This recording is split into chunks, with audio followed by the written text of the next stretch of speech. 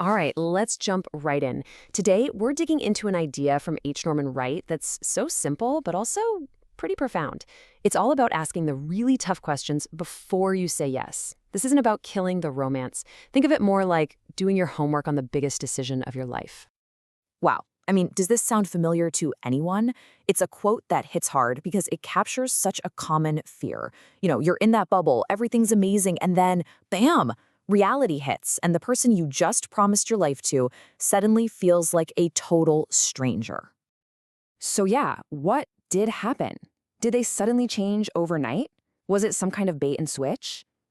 It's a huge question that hangs over so many people who find themselves in that exact confusing spot. And here's the answer, and it's kind of brutal in its simplicity. It wasn't a change. It was a discovery. That person was always who they were. You just didn't really know them. You married a stranger because, well, you didn't ask enough questions. This brings us to a fantastic analogy that really puts it all into perspective. It's called the used car test, and it's the perfect way to think about what we're calling relational due diligence. Just look at this. When you buy a used car, you're like a detective, right? You want to know the mileage, the accident history, the engine performance. You kick the tires. But when it comes to choosing a life partner, the biggest investment you'll ever make, we often just go on feelings, looks, and a few shallow questions. It's kind of crazy when you see it laid out like that, isn't it? So, if we want to do better than that, where do we even begin? Well, the first place to look is backward. You have to unpack the past because who we are today is, let's be honest, a direct result of our history. Now, this isn't just about swapping cute childhood stories. A question like this gets to the core of what shaped a person. What were the defining moments? Who was there? These memories are the building blocks of their personality. You're not just hearing a story, you're seeing their blueprint.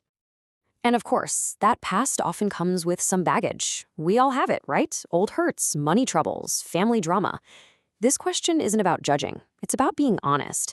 Are we talking about a small carry-on you can handle together, or a giant trunk that's going to weigh the whole relationship down? You have to know upfront. So, at the end of the day, this isn't about digging up dirt. It's about context. It's about understanding the why behind the person you're with right now. Okay, so once you have the context from the past, the next big step is to see how it all plays out today. This is where we get into aligning on the stuff that really matters day in and day out, the core values that decide if you can actually live together.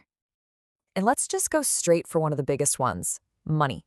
Are they a spender? Are you a saver? This is so much more than a tiny preference. It's a fundamental philosophy. And when you're not on the same page here, it is a recipe for disaster. And the source material is very direct about this. This isn't a friendly suggestion. It's a serious warning. If you don't get this figured out before you commit, you are setting yourselves up for failure. It's that important. All of this really boils down to one word: compatibility. But look closely at this definition. Compatibility doesn't mean you're identical. It means you blend well, you adapt, and you actually make each other better. It's an active thing you have to work on. And that leads to the big question you have to ask yourself. Forget the honeymoon phase for a second. On a boring Tuesday night, when things are quiet, how truly compatible are you, really? Which brings us to red flags. You know that little voice in your head, that gut feeling that something is just off?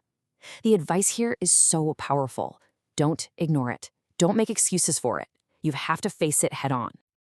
Because here's the hard truth. A wedding ring isn't a magic wand. Marriage doesn't solve your problems. It's more like a giant magnifying glass. Those tiny little issues you ignored while dating, they become huge, glaring problems later on. So you've looked at the past. You've checked your compatibility in the present, but a relationship also has to be going somewhere.